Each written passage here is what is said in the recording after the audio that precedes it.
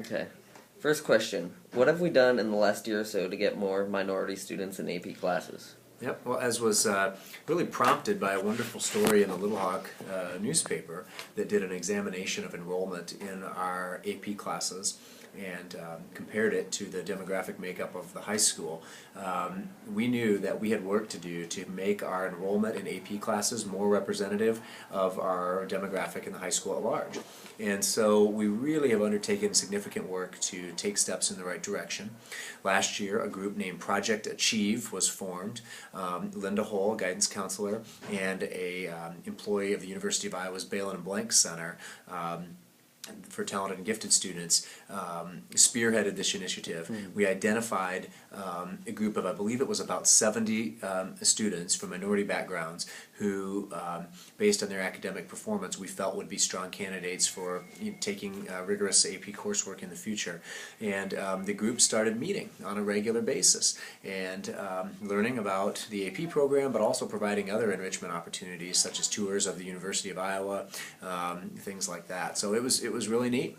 And now, sort of in year two, I should also add that at the junior high level as well, Southeast Junior High had its version of this. So starting early, doing almost the exact same thing. And then our students, the City High students in Project Achieve, were partnering and serving as mentors for the junior high kids as well. And so they would go down to Southeast on a couple of occasions and work together, providing positive role models. Really neat program. So that is still in existence. I have taken some time to get the school year started before launching right in, but Mrs. Hull is now working with Southeast to kind of re-energize the program and get it going in year two, and so that's where we're at.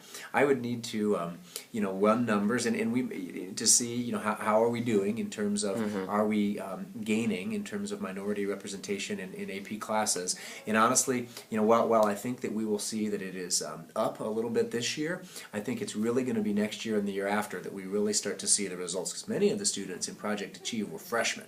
And so, a typical freshman maybe is taking AP World History as a sophomore, but when they're upperclassmen, juniors and seniors, is when I think we're really going to see the fruits of the effort on this, and see if these students are choosing to register for those types of college level rigorous classes when they're upperclassmen. So I think it's one of these things we're going to continue to need to monitor closely, and I think next year and the year after are really going to be the years when we see how successful this initiative was.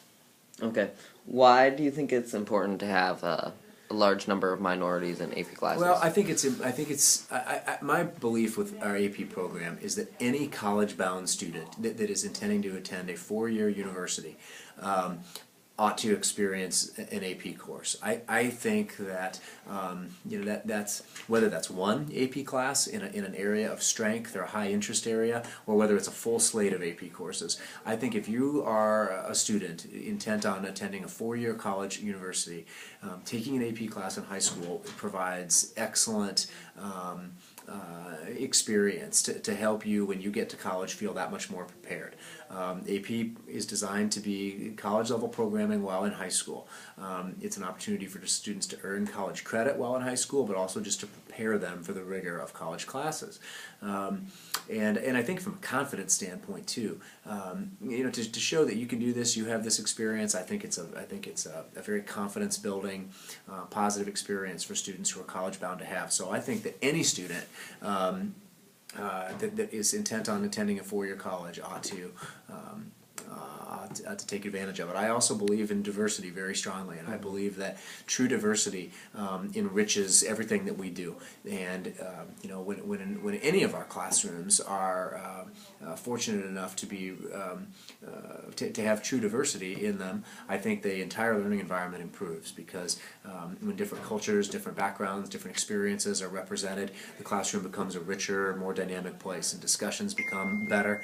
And that's why I'm a big proponent of diversity across the board, and certainly in our AP classes as well. Okay, what do you think still needs to be improved about our AP programs? We need to follow through on this. We need to, I think we've designed a great program, and now for it to really take hold, we need to keep building on what we what we've done. We need to keep identifying students who would be prospective candidates. We used Iowa assessment information. We used grades, grade point average. Those were, and we need to keep doing that, and then we just need to see it through, and keep this going. Okay, and finally, do you have names of some students in? What I'm going to do is refer you to Linda Hull. Okay. Linda Hull is our guidance counselor who has really been the leader of the Project Achieve group, and she would be probably better than me, working more closely with the group itself, to be able to refer you to certain students that she would think would be good to talk to. So I would encourage you to talk to Linda about that.